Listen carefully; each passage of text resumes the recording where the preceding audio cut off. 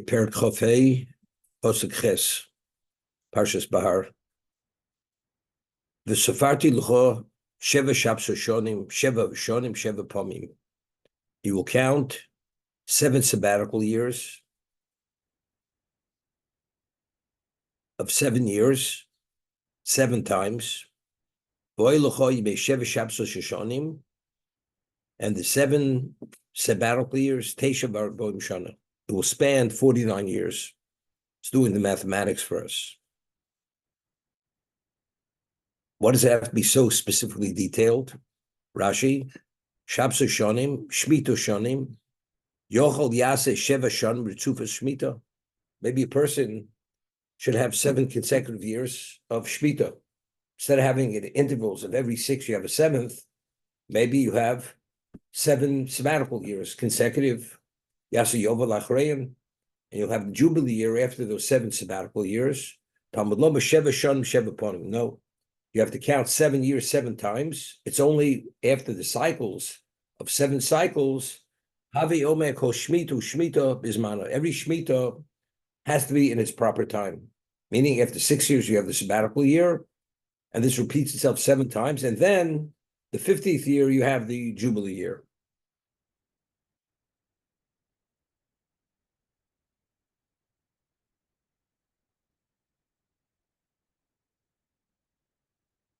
And what do you do with the Jubilee year?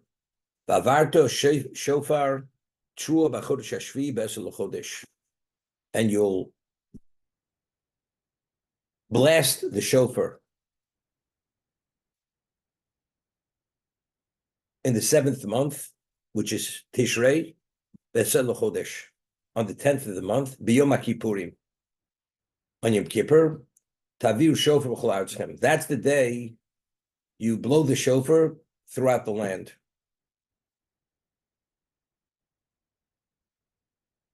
It's not enough to say on the 10th of the month. We already identified the date, the 7th month, the 10th of the month, but then it tells us B'yom HaKippurim. It's Yom Kippur. And why is that important to tell us? We know, first of all, we know the 10th of the month is Yom Kippur. Secondly, even if we didn't know, that's when you blow the shofar. Let's see Rashi.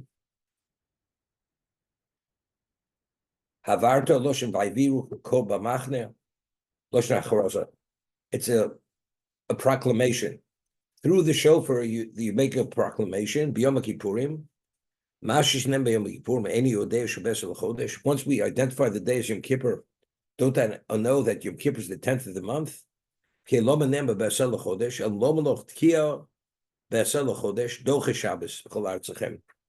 To tell us that despite the fact is, when you have Rosh Hashanah falling in on Shabbos, we don't blow the shofar.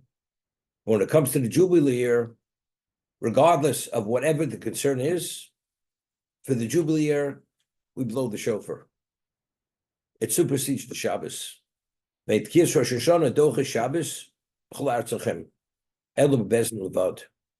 Only in Bezdin. Discuss this in a moment. I mean, the difficulty with this, the Torah's right of Yom Kippur tell me that despite the fact is, the 10th of the month, it supersedes the Shabbos, regardless.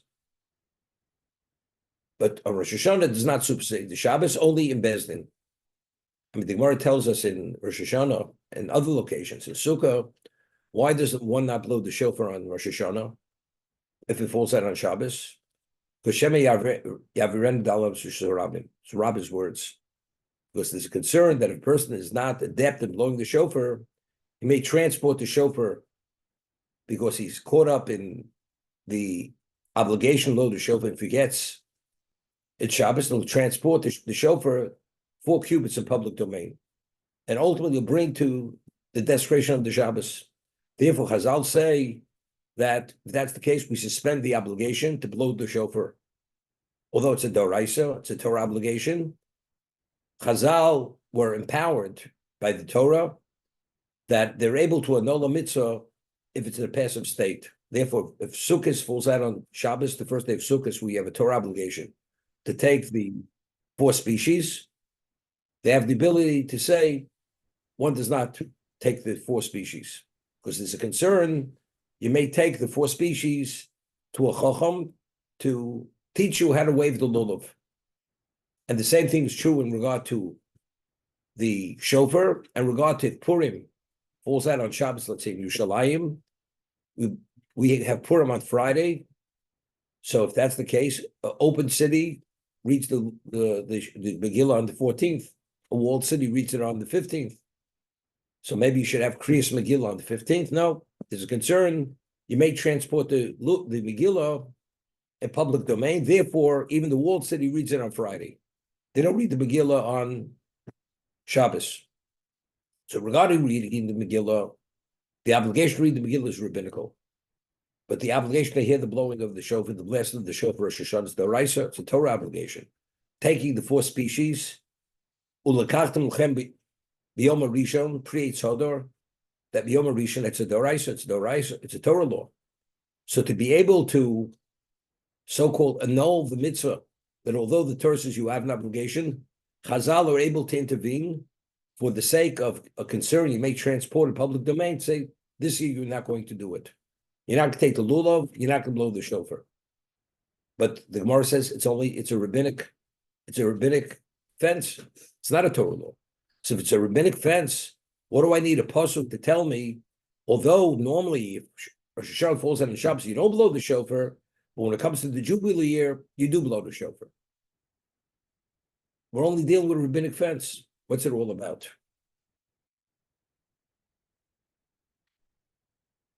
I think so. Okay. In addition, the Gemara tells us in Rosh Hashanah, the Gemara cites 2 psukim. We find that Rosh Hashanah is referred to in the Torah as Yom Trua. It's the day of the blast of the shofar. And there's another pasuk which is referred to as Zichron Trua. It's the remembrance of the Trua, of the blast. So Mar asks, is it Yom Trua? Is it Zichron Trua? Mar answers, when Rosh Hashanah falls out during the weekday, then it's Yom Trua. We actually blow the shofar. But if Rosh Hashanah falls out on Shabbos, then it's Zichron Trua. We don't blow the shofar. We only mention psukim, which refer to the blast of the shofar. But we don't actually blow it. And the Gemara says that's an asmachta. It's a rabbinic interpretation. It's a rabbinic reliance. So there's a very fundamental ritva over there.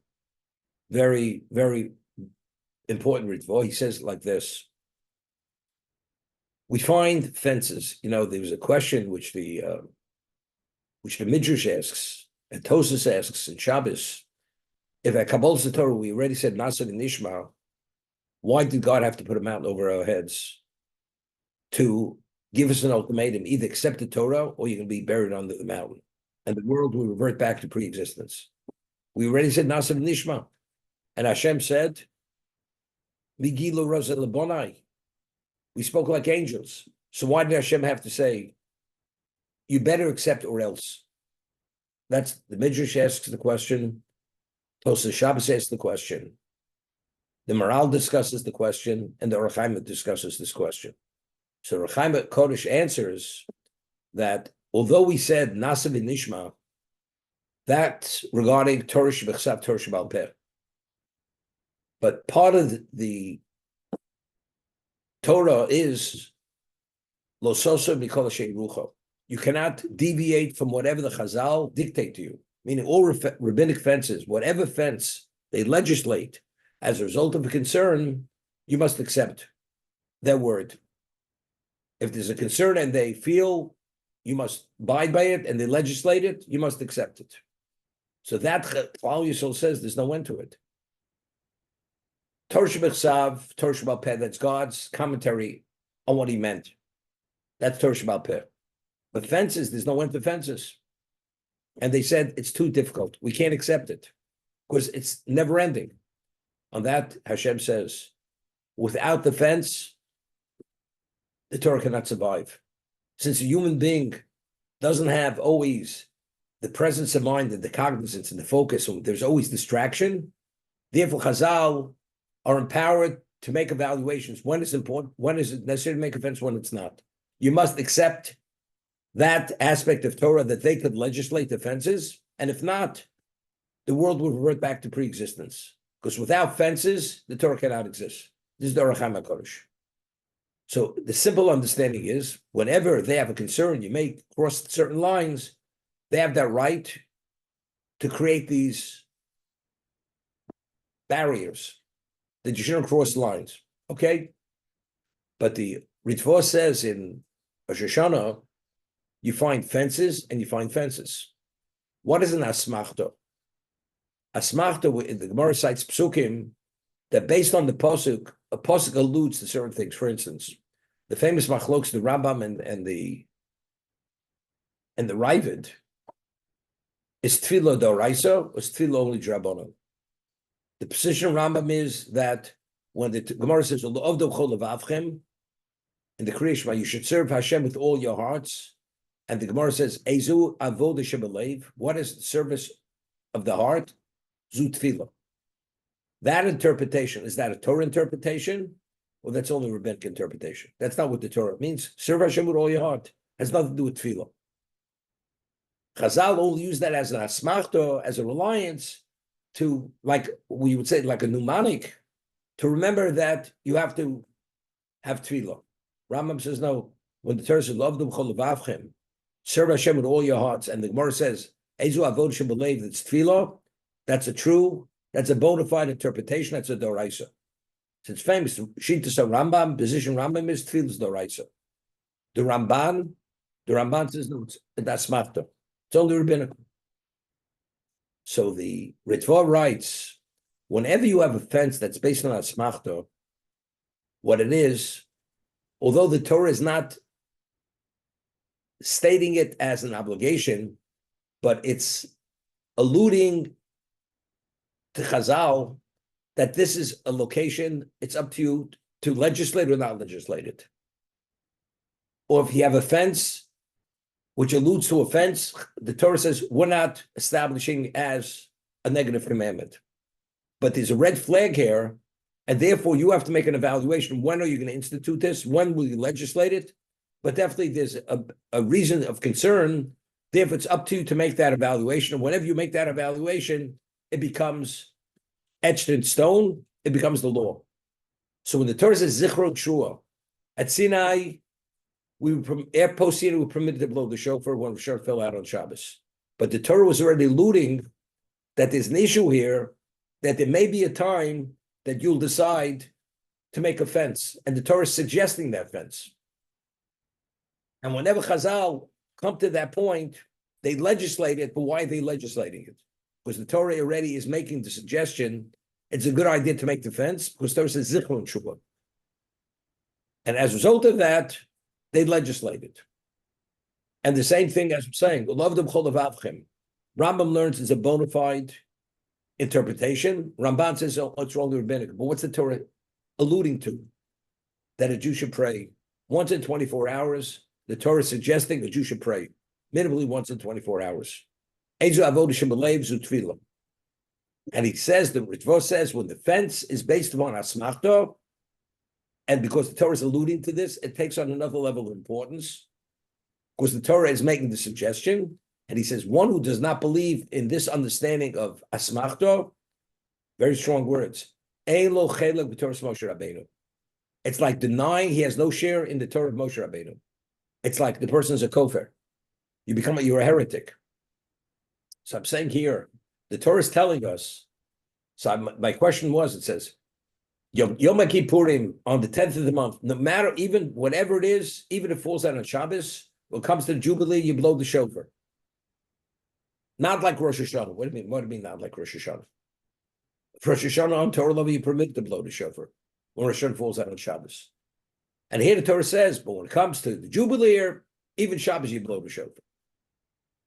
I mean, the Torah has to, how could the Torah be discussing something which is purely rabbinical? It's a rabbinical concern. The answer is no. That concern that Chazal have, because the Torah is already alluding to the problem. On that, the Torah is saying that we're suggesting you should take into consideration. That's when Rosh Hashanah falls out on Shabbos. But when it comes to the Jubilee year, even if it falls out on Shabbos, you should not be concerned and you blow the shofar regardless. So although it's rabbinical, but because it's based on asmachta takes on a different dimension of value. Therefore, the Torah has to say, however, this is the exception. So two things. So Is all the Rab- Ernie, ask the question. are all the Rabbanan decrees based on an asmachta? No, not at all. For instance, muktzah. You're not permitted to touch certain things on Shabbos. Muktzah. Something that has no relevance to Shabbos. For instance, even a hammer, which it's a kli shemachta diser. It's something that's primarily used for something you're not permitted to do on Shabbos. For instance, it's used primary value is building. Binyan, building is one of the 39 creative activities you're not permitted to do. But if you want to take that hammer and you want to crack nuts with it, you're permitted. Even though the usage of that hammer is primary for something you're not permitted to do, Shabbos. So if you want to just take the hammer and move it from place to place, and you don't meet the rabbinic criteria, that's muktzah, you're not permitted to touch it. But if you want to use it for permitted usage, you can. What about money? Money is called muktzah machbas atzmo. We're going to learn all these laws on Shabbos. You're not even permitted to touch for any reason. You want to take a coin to pry open a can. You're not permitted to take a coin. But if you want to take a screwdriver to pry open a can, you can. Because a screwdriver is a kli shemachta diser. Its primary uses for something you're not permitted to do. But if you want to use it for permitted usage, you're permitted. But money, where it doesn't have the status of a kli, and it is something which is used for commercial transaction, therefore you're not permitted to use it. But what is the reason? So Gemara says in Shabbos, it's gzeira otohutzo. You're not permitted. All week we transport from domain to domain. We transport in public domain. All of a sudden Shabbos comes, the Torah says, you're not permitted to carry from domain to domain or within public domain, if it's Dalan Amos. So therefore, something which has no relevance to Shabbos, we don't want you to touch.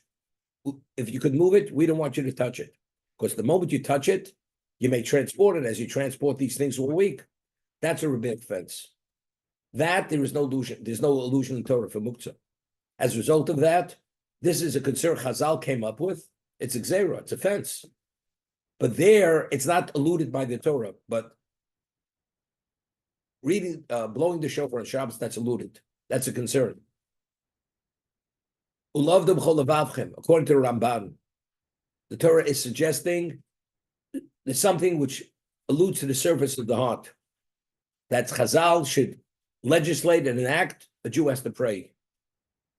The Amidah, minimally once a day. That's based on that posuk. So if one does not, what are you in violation of?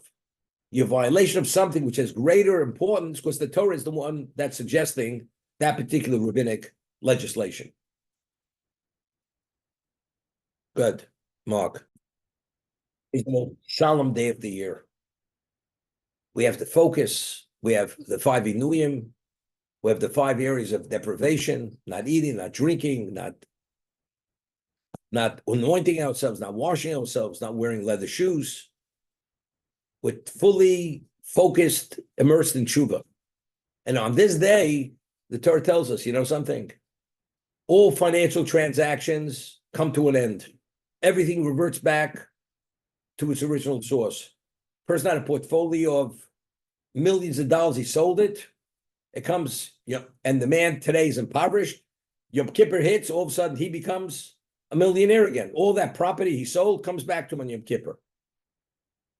I mean, Hashem couldn't have chosen another day.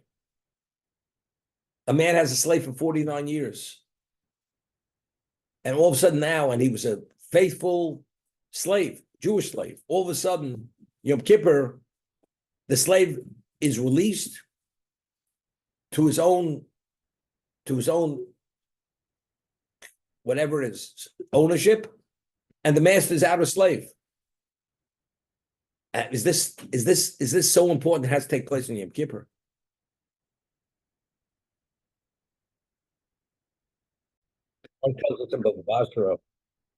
Person's in the piece of property for 50 years. He's a squatter. And the original owner comes and says, what have you been doing here? He says, well, I've been here 50 years. Nobody ever told me that I can't be here. You could be there for 100 years. 3 generations of people could be there. But if they're all squatters, the original owner just proves that he's the owner. He vacates them from the property. Why? You have no right to be there. But they said, we've been here for 100 years. And it's not easy to take a person off. When a person has that level of attachment to something, how do you detach him? You know, you have property for 49 years. You made capital improvements. The property increased in value multiple times. The Jubilee comes, it's irrelevant what kind of capital improvements you made. It makes no difference to what degree it increased in value. It goes back to the original owner. It's a big pill to swallow. The only day, Yom Kippur is the day that was so detached from physicality, and we've come to a level of clarity, we're able to deal with it during the year, although it's the program, but there's always the but. We get caught on that but. And people, as a result of that, don't release it. It's not easy to give up ownership rights, to dictate. The Yom Kippurim, on Yom Kippur, the most solemn day, we have that level of clarity that the material is only to facilitate the spiritual. Other than that, it has no value. That's the day God chooses, and that's when it goes back. When the year begins, you're already transitioning out. You're not permitted to use the property, but it doesn't revert back to the original owner. When Yom Kippur comes and they blow that shofar, that proclamation, that public announcement, everything immediately boomerangs back to the original owner. Any other day, person doesn't have the capacity, emotional, mental capacity to deal with that issue. That's the way I understood it. Rabbi, when we see it, Shavta b'shalachus, also, each person returns to his portion, to his property. Tishal mishpachta teshuvu, and each person returns to his family. The Gemara tells us in Kedushin that a Kohen cannot be sold as an Eved Ivri. Why can't he be sold as an Eved Ivri? It's based on this pasuk. Every Jewish slave, the master is able to give him a Canaanite woman if he chooses to become a breeder. However, but if a person is Ohaftis Adoni, he receives the all in the year. So the only one who could be sold as a Jewish slave, you have the option of staying there till Yovel. But who stays till Yovel? You have to get the all through the year. If a Kohen gets the all through the year, you know what happens? He becomes a Balmum. He becomes a blemished Kohen. So when he returns in the 50th year, he can't return to his family. When he left, it was before he had the all, before he was blemished. Now he has to return to that original state. But he can't return to that original state because originally he wasn't a Balmum. And now, due to the extended servitude, he's a Balmum. As a result of that, the only slave who can be sold for 6 years as a slave was an option to stay the extended period of time. And since a Kohen cannot stay for the extended period of time, because if he does, he'll become a Balmum. Therefore, initially, he cannot even be sold for 6 years for that reason. But it's based on this pasuk, Vish el mishpachto toshuvu. Each person returns to his family, and since the Kohen cannot return to his family as he originally left the family, therefore he's not subject. If he steals, he's not sold. He's not sold into slavery. If he wants to become an indentured servant, he's not sold. The laws of Eved Ivri do not apply to a Kohen based on this pasuk.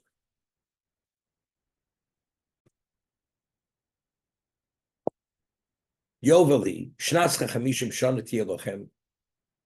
The 50th year should be Yovel. And what are the laws of Yovel? It's explicit. It's a repeat of the 49th year. Lo Sizro, you're not permitted to plant. Lo Sixu Sricheo, you're not permitted to reap even things that grow wild. Lo Sipsu es Nizreo, and you're not permitted to pick the grapes which grow on the vine. Ki Yoveli, Kodesh Tielochem, because it's Yovel. It's something which takes on a state of sanctity. Minasod tochlu, as to us, but you're permitted to eat the produce. Whatever produce is there, it's ownerless. So even though it has kedusha, there's such a thing called kedusha shvius. The law is that although the produce of shvius is permitted, it's ownerless. When it comes to a certain point, it has to be destroyed. It has to be, you're not permitted to eat it any longer. You don't destroy, you don't burn it because it's kadosh, but just let it decompose. Let's see Rashi. V'shavtim mishalchuz also.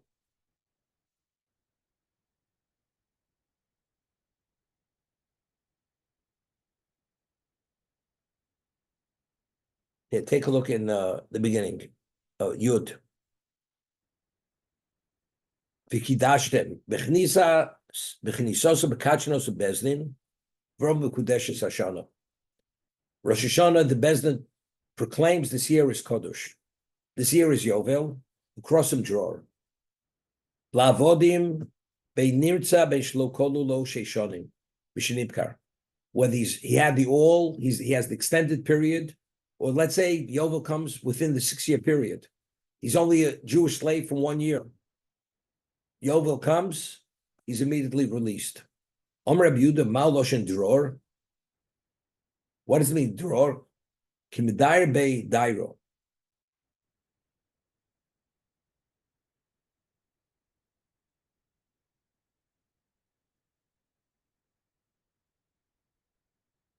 Sheyorutz nosei hasabo hasocher umolech schora b'chol mekomos. Meaning you have access, free movement. Shedor b'chol mokom shu rotze ve'enu b'shus acherim. He becomes a free agent. Yovel hi shana zu muvdelis b'shar shonim. This year is different than all other years, even though it's not different than Shvita, we just said. B'nikiva shem lo levado. By it assumes another identity. Oma shmo yovel. Shmo al shem tkiya shofar.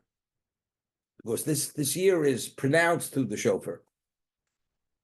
V'shavtim mishalchus also shasodos chozos l'baleim. All fields revert back to the original owners. Vishal mishpachtu toshuvu. The rabbis is on nirtzo. That even the one who had the all through the year, although it says avodo la'olam, the word he's a slave forever. And Rashi says, what is la'olam? Olam means until the Yovel. The Yovel, he's released.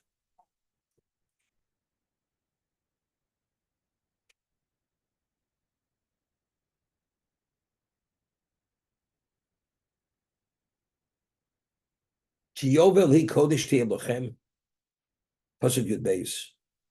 It's Yovel, it's kodesh. Min asoda tochlu es tuasa. And you're able to eat the produce from the field. Rashi, tofeses domer kehegdish. Now, if I consecrate something and I want to redeem it, what's the halacha? The kedusha of whatever I consecrate passes on to the money. What about the produce of Yovel or Shemitah? You want to transfer the kedusha off the produce onto the money. So the Gemara tells us the money becomes kadosh, but the produce retains its original kedusha. You cannot take the kedusha off. That's what he's saying here. Tefes domek hegdish. Just as when you redeem hegdish, the kedusha goes onto the money. Yochol teitzi l'chulin.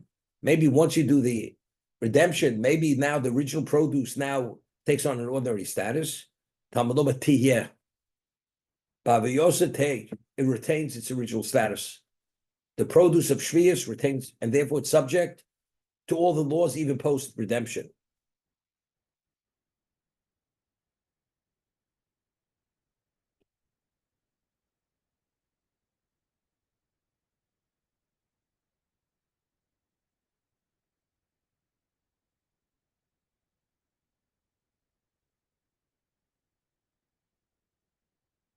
Just want to get